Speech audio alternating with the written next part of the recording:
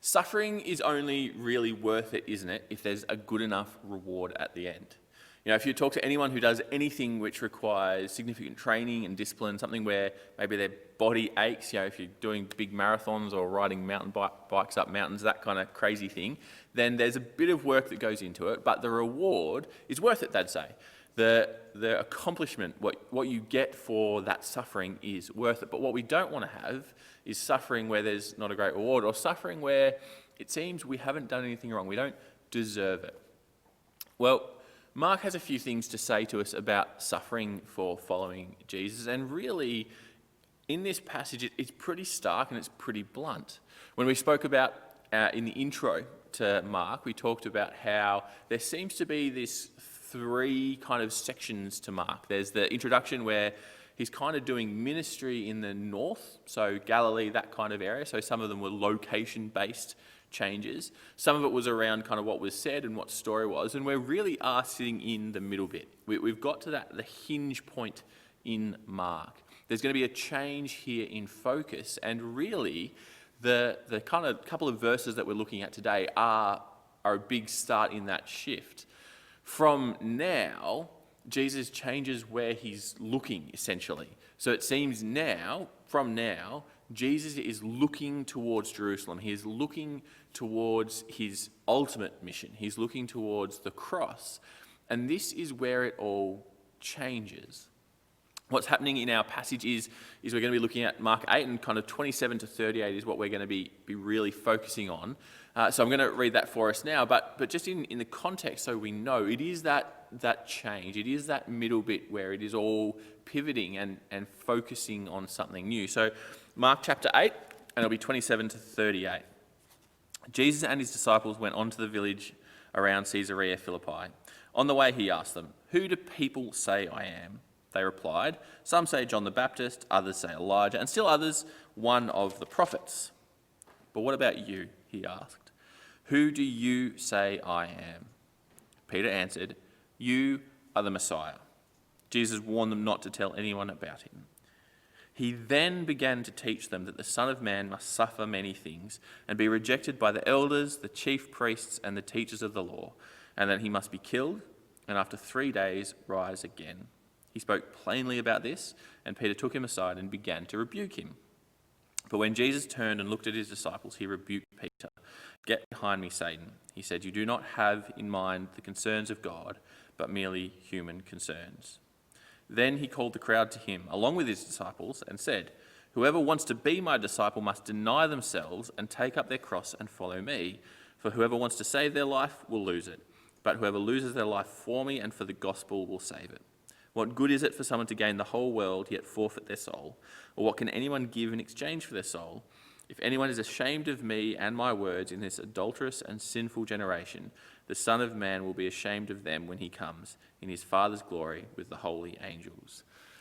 Now that is pretty potent. There's quite a bit in that passage. We're really going to be focusing on what it looks like to be a disciple, what this passage tells us about being a disciple. So Jesus is going around, he's kind of done his stuff, and he's going around and he asks the disciples, he presses them to kind of say who people say he is. Who do the people? And the people say that Jesus is Elijah, he's John the Baptist, or he's just one of the prophets. So just an ordinary person, yes, sent by God, but just an ordinary person. The people. Now we've heard that list before. We heard that list from Herod and kind of those kind of people that you don't want to associate with. And then Jesus asks the disciples the question, "Who do you say I am?" And that's actually pretty challenging for us, because we might read that and say, "Oh yeah, that's fine," but this is the disciples Jesus is asking. So what happens when we read this is Mark is wanting us to understand by the questions and by recording this that there's the people. So remember when we went through our intro that there's all these people who would say they followed Jesus because they knew his sayings, just like they knew Socrates or whatever, but Jesus' sayings were pretty good, so they followed Jesus. And Mark is saying, well, if you're a follower of Jesus, but you say that Jesus is just a prophet, basically, someone who has sayings, then you're just the people. But if you're a disciple, then you've got to ask yourself who you actually say Jesus is. And Peter answers, and he says, the Messiah, the Holy One of God, the Christ, the one that's been promised, which is a really weighty thing to say. And it sounds great. It looks like he's got it. It looks like Peter understands who Jesus is. It looks like out of everyone, Peter has finally got it. But there is baggage with this. There is a little bit of understanding about who the Messiah is that Peter is thinking, and pretty much anyone would be thinking at the time. And Jesus challenges this immediately. He tells them not to say anything. He wants to, obviously, again with Mark, the secrecy around Jesus' mission and the fact that he is the Messiah needs to be kind of hidden because you don't understand it till the cross. And the point is, as soon as Peter says, "You are the Messiah," then Jesus begins to teach. He begins to teach that the Son of Man, so yes, Peter, you recognize me as the Messiah, you're right. The Son of Man must suffer, be rejected and die, and be raised again. Completely contrary to what Peter is thinking. Now, we could label Peter a fool. We could have a go at Peter. It's very easy for us to do because he rebukes Jesus. He says to Jesus to kind of calm down, to stop saying that, because clearly in Peter's mind, that's not who the Messiah is. Jesus' response, you have in mind earthly things, not the things of heaven. But it's a fair point for Peter, and we would mock Peter. We would be pretty harsh.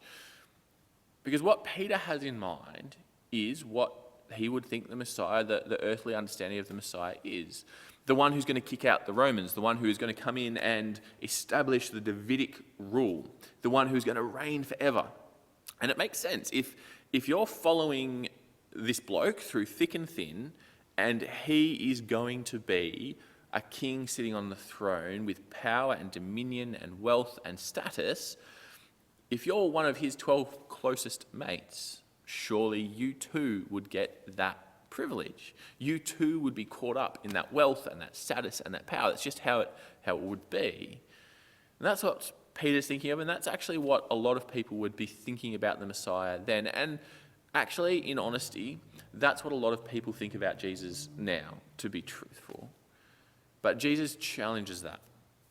Because as soon as he rebukes Peter, he then turned to the crowd and said, if you want to follow me, you must pick up your cross, deny yourself, and follow me. That is a stark and hard thing for Jesus to say to the crowd. The challenge is being laid out. Mark has this all together. Jesus says this, and Mark records it so that we can understand what being a disciple, being a follower of Jesus is all about. Like I said, people thought it was just about following Jesus' sayings. Pretty easy existence. You just know Jesus' sayings and that's good enough. You don't have to change your life. There's no suffering involved. There's no persecution. In fact, if you are, then change your ways kind of thing.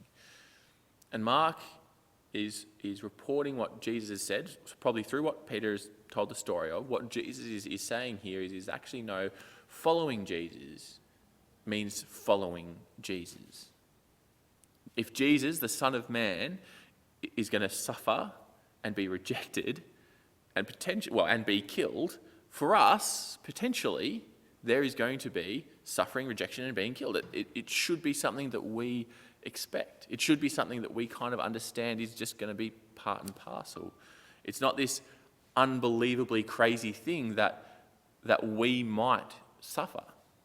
Following Jesus looks not like following a king in an earthly sense. And it's quite a big thing for us to understand. It's quite a solid thing for us to get, that if we're going to look like Jesus, if we're going to follow Jesus, then part of that following has to be suffering. And suffering for doing right. Suffering for being righteous. We're often a little bit upset about suffering, aren't we? Why do I deserve this? I don't deserve to be treated like this. I don't deserve this to happen to me. Maybe not us. Maybe we still talk about other people like that. They don't deserve that to happen to them. How could they deserve that to happen to them? Really, what we're saying is, I deserve lots. We don't like suffering. We think we deserve better. We think we should get more. But if we're followers of Jesus, then if we're righteous and we're looking like Jesus, well, then suffering should be something we expect. And when it comes to rejection, the rejection that Jesus is talking about is rejection from those who have wealth, from those who have status, from those who claim to know what is right and good outside of God's word. Those people will reject us. That's what Jesus is saying. If you're going to follow Jesus, if you're going to follow me, then you are going to have the same things that I get, Jesus says. The Son of Man must suffer, be rejected, be killed.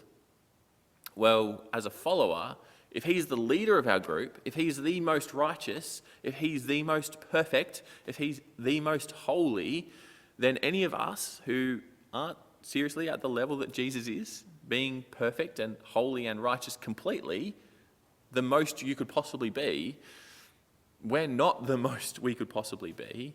We too surely are going to suffer and be rejected.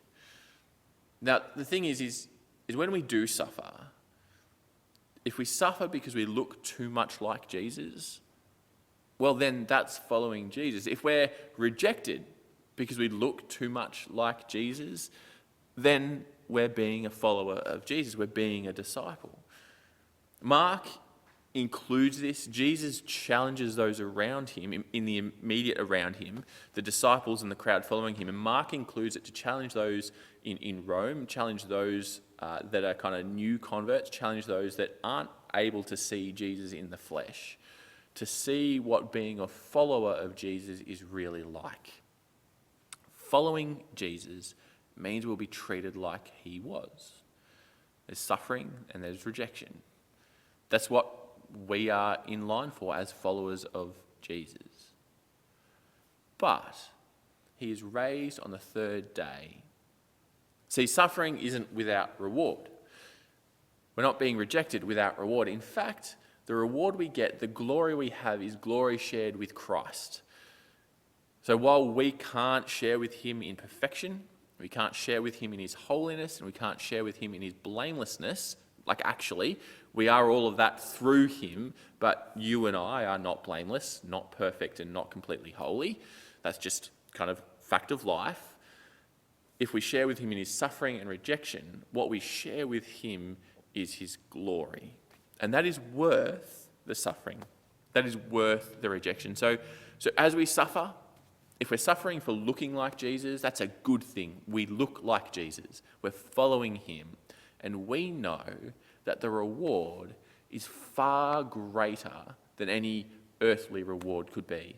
Any wealth, any status, and any power on earth just does not compare to the glory we have with Christ.